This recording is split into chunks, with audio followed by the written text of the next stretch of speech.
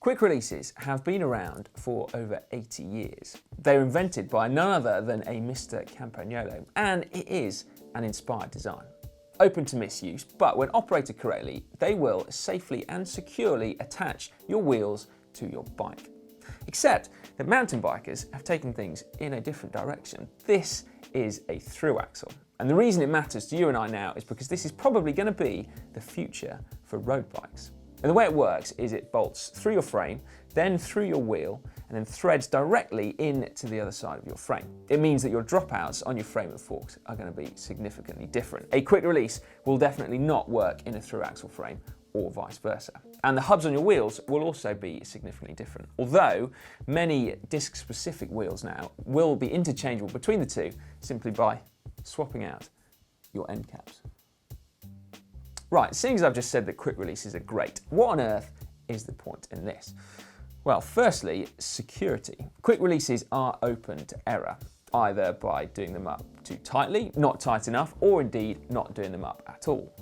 But the bike industry has been dealing with the fallout from quick release misuse for years. So what's undoubtedly the catalyst in ushering in Thru-axles on road bikes is disc brakes. Because disc brakes put extra stresses on the dropouts, extra stresses that could potentially, in extreme cases, cause the quick release to loosen and then for the front wheel to pop out. It is extremely rare, but nevertheless, the threat does exist. However, with Thru-axles, there is no such problem. Now that should probably be reason enough for Thru-axles to usher in the end of quick releases on road bikes. But there are other advantages as well. Thru-axles are much, much stiffer. And that's actually the real reason why they're invented on mountain bikes in the first place, because they were designed to bind together the ends of primitive, long travel and very flexy suspension forks in the late 90s. What does it mean for your rigid road forks though? Well, stiffness is still a good thing. Your bike should track better through corners, at least in theory, and also your forks will be much better placed to handle the torsion coming off your disc caliper. Those two things you may well not notice out on the road, but one thing that you would is silence. You see, disc brakes, when paired with quick releases, are sometimes prone to rubbing and making little noises, whereas Thru-axles stop that, because every time you replace your wheel, it is aligned in exactly the same position as the previous time. And also that stiffness that we've just talked about also prevents any kind of twisting at the caliper. Right then, this is a versus video, so there have to be some downsides to Thru-axles, right? Well, yes, there are. They're heavier for a start. Thru-axles on a bike will probably add about 100 grams over a quick release version. And then there is, of course, the fact that they are not as quick as a quick release at removing wheels. Now, this is much, much talked about. A lot of the time, in fact, by people for whom I'm sure it doesn't actually matter how quickly you can change a wheel. But nevertheless, it is sometimes important. So just how much slower is a Thru-axle wheel to replace? Ready with the stopwatch? 3, 2, 1, go.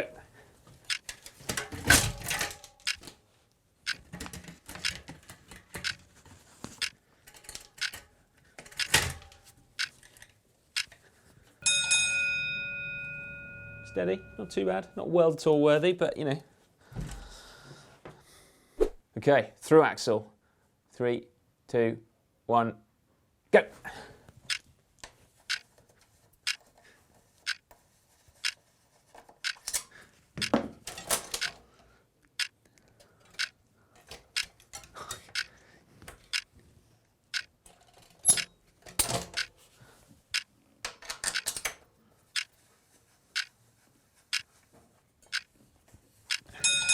That wasn't too bad. Not too bad anyway.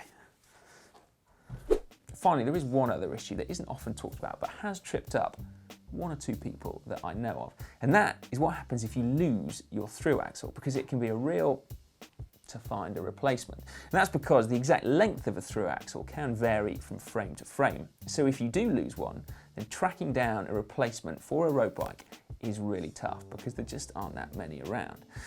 Now, of course, you shouldn't ever actually lose your Thru-axle. As soon as you remove your wheel, you store the Thru-axle back in the frame. That way it's always there when you need it. But, okay, I'm talking about me. I lost a Thru-axle and I lost an entire day's worth of riding trying to track down a replacement. A day, instead of riding, I spent driving around the country trying to secure said replacement. It was horrific. Okay, quick release versus Thru-axle. Well, if you can honestly hold your hand up and say that the speed of your wheel changes will affect your quality of life, then fair enough. Quick releases are faster. If you can honestly say that 100 grams is going to affect your enjoyment of cycling, well, I'd question your sanity, but fair enough, quick releases are definitely lighter. And if weight really is your bag anyway, then the chances are you're not going to be all that interested in disc brakes. And the truth of the matter is that there is nothing really wrong with quick releases. They are plenty safe and secure enough for general riding when used correctly.